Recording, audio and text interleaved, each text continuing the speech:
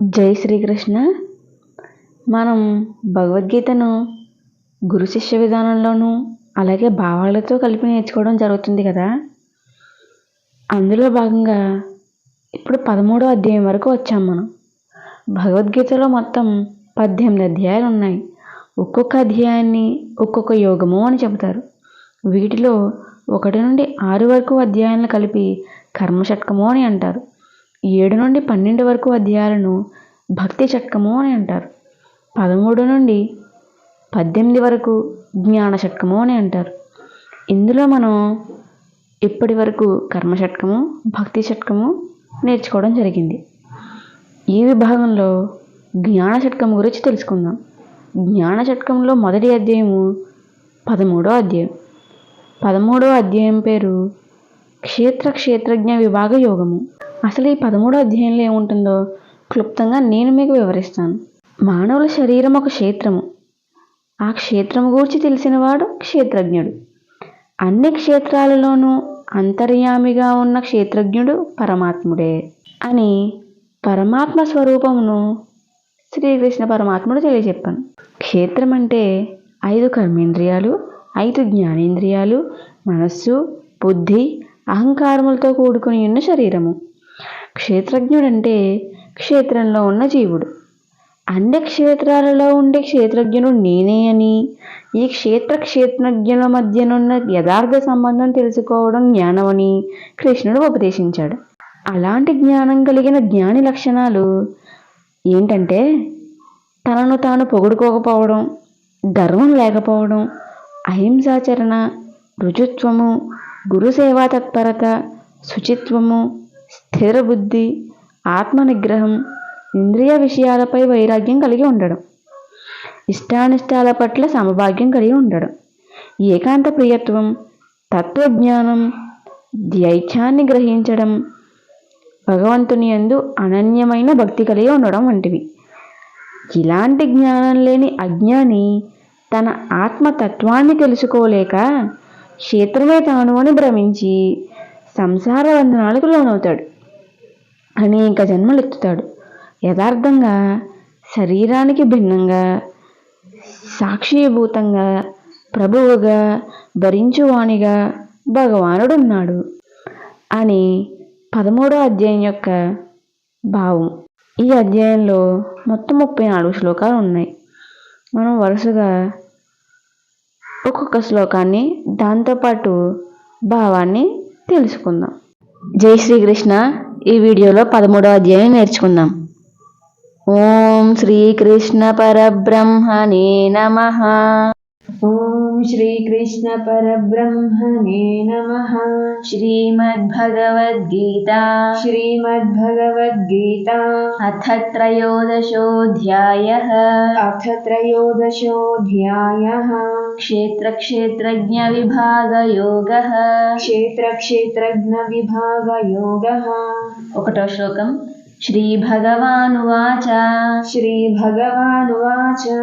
ఇదం శరీరం కౌంతేయ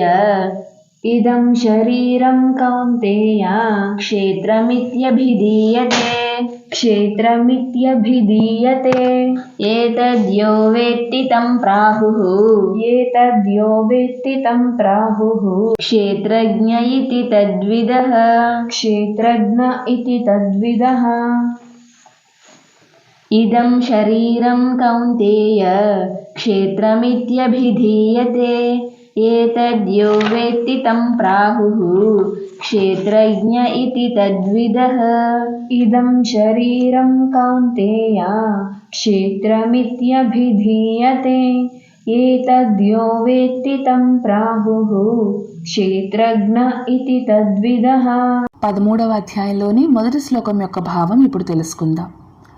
అర్జునుడు అంటున్నాడు, కేశవ, ప్రకృతి, పురుషుడు, క్షేత్రము, క్షేత్రజ్ఞుడు, జ్ఞానం, జ్ఞేయం వీటన్నింటి గురించి తెలుసుకోవాలని నా అభిలాష అంటున్నాడు.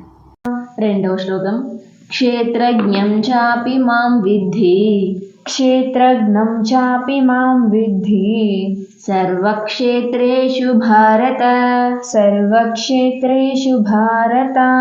क्षेत्रक्षेत्रज्ञयोर्ज्ञानं क्षेत्रक्षेत्रज्ञयोर्ज्ञानं यत्तज्ज्ञानं मतं मम यत्तज्ज्ञानं मतं मम क्षेत्रज्ञं चापि मां विद्धि सर्वक्षेत्रेषु भारत क्षेत्रक्षेत्रज्ञयोर्ज्ञानं यत्तज्ज्ञानं मतं मम क्षेत्रज्ञं चापि मां विद्धि सर्वक्षेत्रेषु भारत क्षेत्रक्षेत्रज्ञयोर्ज्ञानं यत्तज्ज्ञानं मतं मम 2 భగవానుడు ఈ విధంగా చెబుతున్నాడు, కౌంతేయ, ఈ శరీరమే క్షేత్రమని, దీనిని తెలుసుకుంటున్నవాడే క్షేత్రజ్ఞుడని క్షేత్రజ్ఞుల తత్వం తెలిసిన వాళ్ళు చెబుతారు. 3వ శ్లోకం.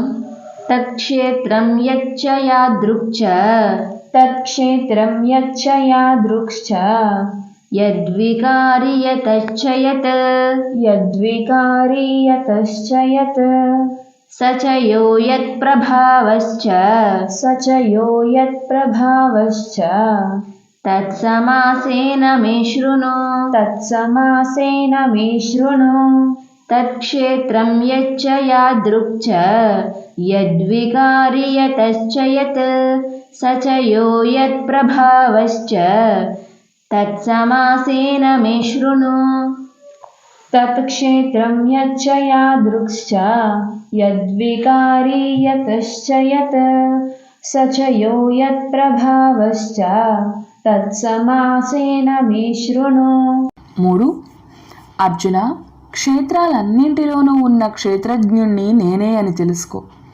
క్షేత్రానికి క్షేత్రజ్ఞుడికి సంబంధించిన జ్ఞానమే సరి అయిన జ్ఞానమని నా ఉద్దేశం. 4వ శ్లోకం.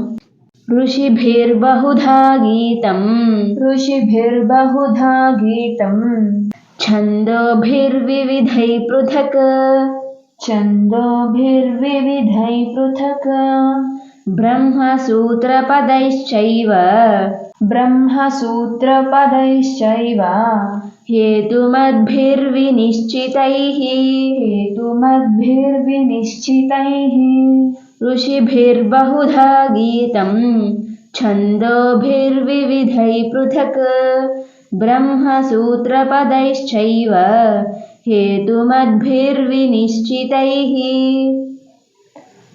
ఋషిభిర్బహుధా గీతం ఛందోభిర్వివిధైః పృథక్ బ్రహ్మసూత్రపदैश्చైవ హేతుమద్భిర్వినిశ్చితైః 4 ఆ క్షేత్రం ఆకార వికారాలు పుట్టు పూర్వోత్తరాల గురించి, క్షేత్రజ్ఞుడి స్వరూప స్వభావ ప్రభావాల గురించి క్లుప్తంగా చెబుతాను, విను.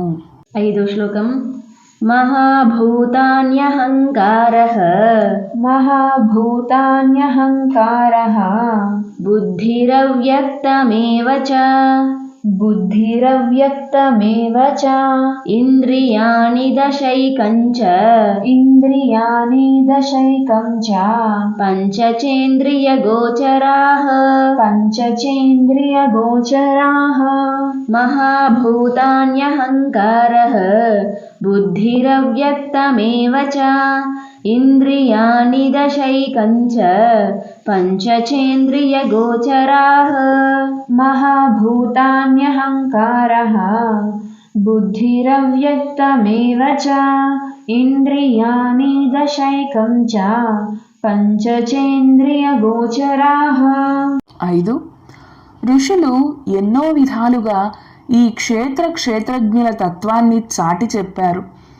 వేరువేరుగా వేదాలు సహేతుకంగా, సందేహరహితంగా, సవివరంగా బ్రహ్మసూత్రాలు ఈ స్వరూప రూపాన్ని నిరూపించాయి. 6వ శ్లోకం. ఇచ్ఛా ద్వేష సుఖం దుఃఖం ఇచ్ఛా ద్వేష సుఖం దుఃఖం సంఘాతశ్చేతనా ధృతిః సంఘాతశ్చేతనా ధృతిః ఏతత్ క్షేత్రం సమాసేన ఏతత్ క్షేత్రం సమాసేన సవికారముదాహృతం సవికారముదాహృతం ఇచ్ఛా ద్వేష సుఖం దుఃఖం సంఘాతశ్చేతనా ధృతిః ఏతత్ క్షేత్రం సమాసేన సవికారముదాహృతం ఇచ్ఛా ద్వేష సుఖం దుఃఖం సంఘాతశ్చేతనా ధృతిః ఏతత్ క్షేత్రం సమాసేన సవికారముదాహృతం. 7వ శ్లోకం.